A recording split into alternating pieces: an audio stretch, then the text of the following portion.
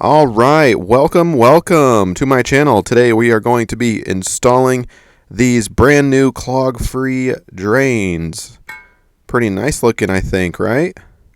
So hopefully we can help you out if you are upgrading to a vessel sink and just in the general market for a drain. I highly recommend these. They look great. They're brushed nickel, huge diameter, so kind of classy looking, and more importantly, they will help to avoid this.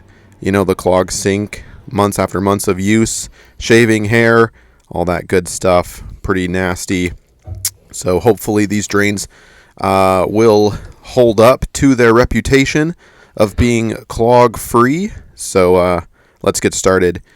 I'm not going to go through step by step on how to uninstall or take out an old drain. I've made a separate video on that. You can search my channel for that if you're interested.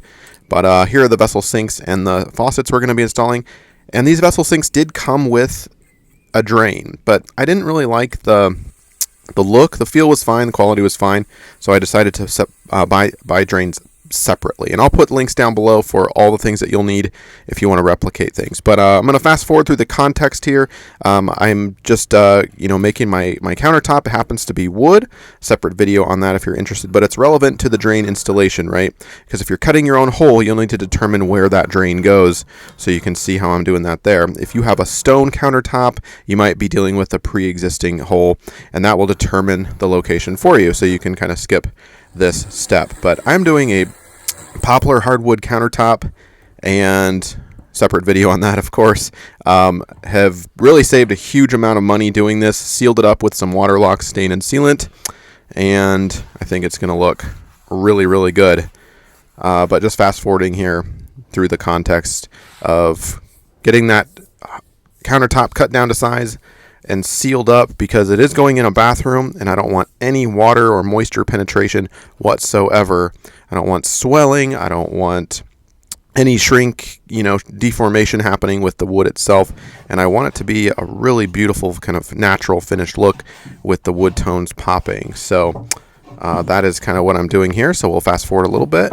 And again, I'm including this part because it's relevant to the drain installation. You can see I have my hole mark, or my holes already drilled out there, or the squares in this case for the drain. Because my vessel sinks are so large, the drain hole doesn't have to be perfect or precise. It just needs to be enough clearance for the drain to kind of fit through once my sink is in the correct position, kind of like that. I could certainly make that hole, or could have made that hole a little larger, but that's kind of what I'm doing here. All right, now let's get to the drains. Here they are out of the box. I've got two of them. And so we'll just kind of be looking at one. I think that will be good for you here. And again, I'll put a link down below. The quality is pretty good. It's kind of a lightweight device, except obviously the drain piece is metal and it's pretty heavy. But the pipe itself, it's fine. I don't think I need anything super heavy or durable. I mean, it has to be durable, but I think a lightweight plastic will be just fine. So here it is. It's a push button. And you're going to want to make sure you get the right drain. If you have an overflow sink or not, that will determine what kind of drain you get. I do not have an overflow hole in my sink, and so this is the correct drain that I will need. So double check that before you purchase. Of course, those instructions are on the manufacturer's website or on the Amazon site that I'll put down in the description. But installation literally could not be simpler. You saw all the parts there, and you just follow the instructions. You can put your sink in first, or you can install this on your sink before you put your sink in. I kind of recommend putting the sink down first and then the drain, but you can see here you'd have to put things in the correct order. There's a couple of gaskets, rubber gasket, on the top, bottom, and metal gasket as well, with a kind of a nut that screws on to compress everything, making it watertight. I did not use any silicone or any plumber's putty or anything like that. It's supposed to create a watertight seal, just based on what is in the actual box. And I found that to be true. Of course, we'll be testing this out here in just a minute, but you can see the order of things. Pretty simple. Drop the drain in and screw everything on in the correct order as per the manufacturer's instructions, and then hand tighten it You don't even, I didn't put a, I didn't get a wrench or anything and tighten it down because you don't want to crack or over tighten. I found it to be watertight just by hand tightening. All right, and that's how it looks. One push will create a seal if you are looking to fill your sink with water. And then reversing it, you push the button and the water drains out of your sink. All right, now as far as the drain reconstruction, I am not a plumber at all. So what I did was I took everything, my existing plumbing out, and just went to the hardware store and replicated it exactly what I needed to buy. So I did replace the P-trap and the runner right there from the store with new parts, new seals, and I just cut it down to size. I was able to align it perfectly because the P-trap can swivel in my case.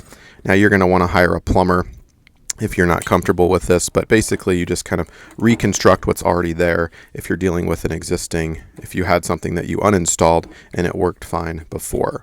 So it's just a matter of getting the replacement parts and then cutting it down to size.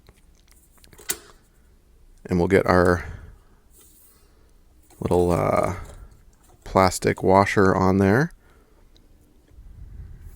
And that's pretty much how it goes. I'm not gonna break this part down step by step, but basically want that metal drain to empty into the PVC with the washer, and then you tighten it down. Everything's hand tightened in my case. Didn't need any wrench. You don't want to crack that PVC. And that is pretty much it. Let's get it tested here. We'll turn on the water and check for leaks.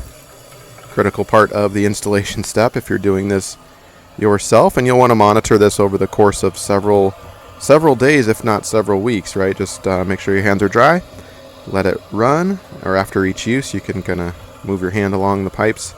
And now the drain is the drain, right? It's only going to show a leak if you're actually using water or where the P-trap is filled with water. But still, obviously, checking that is important.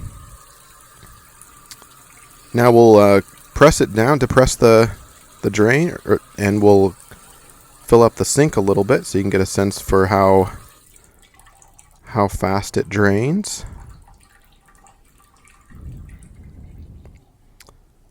There we go. Water's going down pretty fast. I like that. Now, one thing, these clog-free drains, they stop hair, but they don't stop shaving. So if you're a guy, or if you have a husband or a boyfriend or something that shaves, regularly, you don't want all this stuff going down the drain, right? Because over time, that's going to help to contribute to clogs and low water drainage, or slow water drainage, I should say. And look at this. The clog-free drains here will stop hairs, but not the whiskers or whatnot, the shavings, right? So I made a separate video on a little trick on how you can catch all of those, and then you just clean it out regularly. So you can search my channel for that. But that's how you install basically these new clog-free drains. They're pretty nice, and hopefully this video has helped you. Thanks.